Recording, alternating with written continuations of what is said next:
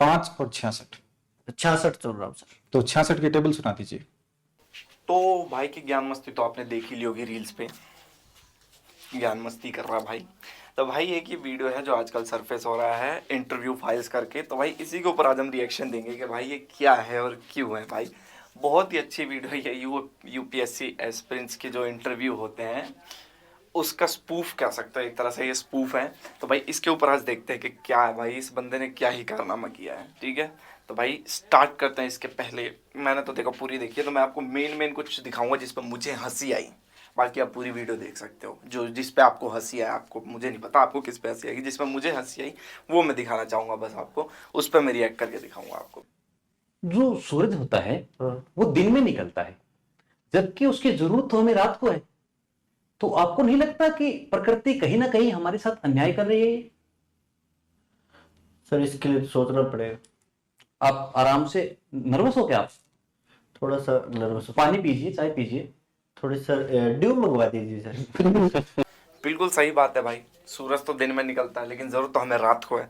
और प्रकृति हमारे साथ अन्याय बहुत कर रही है भाई, बहुत अन्याय कर रही है। और भाई ने ज्योग्राफी पढ़ा है तो भाई को जवाब देना चाहिए। मैं तो कह रहा हूँ भाई ड्यू को इनके साथ कोलैब कर लेना चाहिए, ब्रांड एम्बेसडर बना दो इसको भाई। ड्यू मंगवा दो।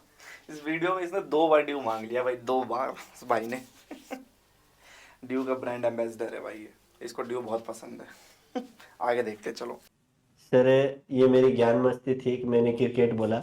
मैं तो रील बनाता हूँ सर। और आप किस टाइप की रील बनाना पसंद करते हो? आजकल आप रील क्रिएटर हो। रील तो सर आजकल मैं मेरे एक फ्लोर्स पर चम्मच से वो ऐसे खोदता हूँ सर, जिसके कारण मेरे घर वाले मेरी पिटाई भी करते हैं सर। ठीक है। तो भाई इस भाई से पूछ लिया गया कि भाई, मतलब इससे पूछा गया सवाल था कि भाई आप क्रिकेट खेलते हो? उन्होंने बोला हाँ खेलता हूँ मैं क्रिकेट। नहीं, उनसे पूछा क्या गेम खेलते हो? हाँ, तो इन्होंने बोला मैं क्रिकेट खेलता हूँ। तो इससे क्रिकेट के रिलेटेड क्वेश्चन पूछ लिया कि भाई किस स्पीड से गेंद को मारे कि भाई वो चेयर लीडर के पास जाके गिरे। तो भाई क्या जवाब देता है यार ये। ज्ञान मस्ती थी, मैं तो रील बनाता हूँ। तो भाई वो चम्मच से खोदने वाला रील बनाता है जिससे उसके माँ बाप घर वाले भी मारते हैं। लेकिन यार ये अंतिम उद्देश्य क्या है यह अभी राज है, क्योंकि उन्होंने बताया नहीं, क्योंकि वो अंतिम उद्देश्य को प्राप्त करते हुए वीर गति को प्राप्त करना चाहते हैं। तो अंतिम उद्देश्य अभी तक पता नहीं चला है, यह अभी राज है। ये राज उन्हीं के साथ चला गया है भाई, हमें भी नहीं पता। इंटरव्यू फाइल भाई बढ़िया स्पूफ बना रखा है भाई। जो आजकल ये भ्रष्टाचार फैल रहा है, ऊंचे से लेके नीचे हर कहीं भ्रष्टाचार फैल रहा है, तो आप अगर अधिकारी बनते हो तो आप इस भ्रष्टाचार को कैसे खत्म करेंगे? सर मुझे नहीं लगता सर भ्रष्टाचार अभी शुरुआती चरण में खत्म हुआ, क्योंकि भ्रष्टाचार की प्राथमिक जो नींव है वो अपने घर से ही पड़ी हुई है सर। परिवार इसके सबसे पहले इकाई है। जब जैसे? मुझे भी कई बार याद आता है, मेरी मम्मी या फिर मेरे घर वाले जो कुछ काम करवाते हैं, 5 रुपए का लालच, 2 रुपए का लालच, कभी चूरमे का लालच, कभी रोटी का लालच, इस प्रकार के भाई तू भैंसों को चारा डाल दे, मैं तुझे 5 रुपए दे दूंगी, टॉफी दिला दूंगी। तो भ्रष्टाचार हमारे रग रग में बस चुका है सर। परिवार से ही हमारे यहाँ पे शुरुआत हो जाती है। तो मुझे अभी लग नहीं रहा कि 2027 से पहले पहले भ्रष्टाचार खत्म हो जाएगा। भाई स्पूफ कुछ भी हो, लेकिन भाई बात सही कही है कि भ्रष्टाचार की नींव घर से ही रखी जाती है। भाई द वे वो भ्रष्टाचार हम कह भी नहीं सकते, वो तो एक तरह से अब रिवॉर्ड के नाम पे कहा जाता है। रिवॉर्ड होता है वो, एक तरह से कह सकते हो कि घर वाले किसी काम के लिए रिवॉर्ड देते हैं, पर ये भ्रष्टाचार में गिन लिया इसने भाई ने। पर कोई बात नहीं, कोई बात नहीं, वो दे तो रहे हैं वीर गति को। तीन वो तीनों मिलकर उस भाई को वीर गति को प्राप्त करवा देंगे भाई। हेलो मोटू, एक काम कर, 2 इंटरव्यू पैनल वाले बंदे भेज दे। बजट 200 रुपए दोनों के, और योग्यता ठीक है, वो 4th ग्रेड का पेपर में अगर इनकी 5 लाख तक रैंक आई है तो भी कोई दिक्कत नहीं है, चलेंगे। अच्छा बाहर खड़े हैं, चलो मैं अभी बुलाता हूँ। भाई ये तो सच्चाई लेकर के इंटरव्यू। 4th ग्रेड में अगर 5 लाख तक की भी रैंक आई है तो भेज तो भाई, भेज तो चलेगा भाई। 5 लाख तक की रैंक वाले कोई दिक्कत नहीं है भाई, 4th ग्रेड में। ये भी ठीक है भाई, ये बढ़िया था भाई। इंटरव्यू पैनल यार सच में ऐसे ही होते हैं, मेरे को भी लग रहा है भाई। ये बढ़िया स्पूफ बना रखा है। मैं तो नहीं दिया यूपीएससी का पेपर, ये स्पूफ बढ़िया लग रहा है। लेकिन जहाँ तक मैंने दृष्टि आईपीएस वाले उसको देखा है कि बैठने का तरीका थोड़ा कैजुअल है, उस हिसाब से जो मैंने देखा है ना, उस हिसाब से तो बहुत बढ़िया है। बहुत बढ़िया। कि जो ग्रीनलैंड है वो सफेद है जबकि आइसलैंड है वो ग्रीन है, ऐसा क्यों है? ये तो सर मुझे खुद को ही नहीं पता था। अभी थोड़े दिन पहले एक वो भला उस पेंगुइन का जिसके कारण मुझे पता चला कि भाई ये जो ग्रीनलैंड है वो सफेद है। अच्छा अच्छा, अभी पता चला आपको? अभी पता- आपको पता था भाई कि ग्रीनलैंड में बर्फ और आइसलैंड में हरियाली है? नहीं पता था ना। अब पता चल गया ना उस पेंगुइन की वजह से। वो पेंगुइन कहा गया किसी को पता नहीं है भाई अब तक। वो पेंगुइन राज है, वो राज भी उस पेंगुइन के साथ चला गया कि वो क्यों गया था उधर, वो पेंगुइन ही जाने। लेकिन भाई को अब पता चला कि ग्रीनलैंड आइसलैंड है और आइसलैंड ग्रीनलैंड है। तो कर्क रेखा आजकल समाचारों में सुर्खियों में छाई हुई है, तो क्या कारण है कि ये समाचारों में बनी हुई है? ये सर स्थानीय स्तर पर देखा जाता है कि कई बार जो जहाँ से कर्क रेखा गुजरती है वहां पर लोग उस पे कपड़े सुखा देते हैं सर, जिसके कारण अभी मामला आया कि कर्क रेखा थोड़ी ढीली हो गई है सर। मैंने सुना सुबह टूटी हुई है। क्यों सुखाते हो भाई कर्क रेखा पे कपड़े? क्यों सुखाते हो गई ना ढीली कर्क रेखा। यार क्या है भाई, ये कैसा इंटरव्यू है भाई? सवाल पूछने वाले को नहीं पता, जवाब देने वाले को नहीं पता क्या चल रहा है इस इंटरव्यू में। ये इंटरव्यू भाई किसी सही बता रहा हूँ, इस इंटरव्यू से कोई इंस्पायर मत होना भाई, इट्स जस्ट अ स्पूफ। भाई बहुत बढ़िया बनाया है। तो बोलता हूँ, आपको एक चुनना है, 5 और 66। 66 चुन रहा हूँ सर। तो 66 की टेबल सुना दीजिए। सॉरी सर, 5 चुन लिया मैंने सर। 5 चुना तो युगांडा के 5 सरपंचों के नाम बताइए। मैं दोनों नहीं चुन रहा सर। ये तो वही बात हो गई, आगे कुआं पीछे खाई, बीच में हम रह गए, कहाँ जाए भाई।